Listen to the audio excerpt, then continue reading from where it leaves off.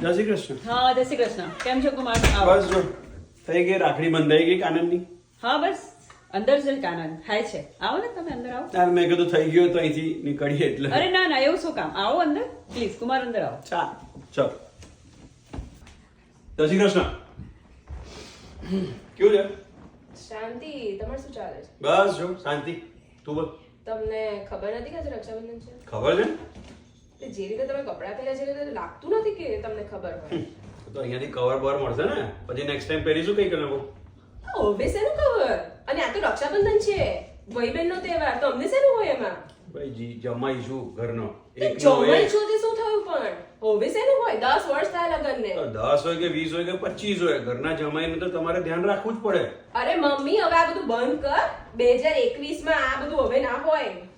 અલી 2025 ચાલે છે લી.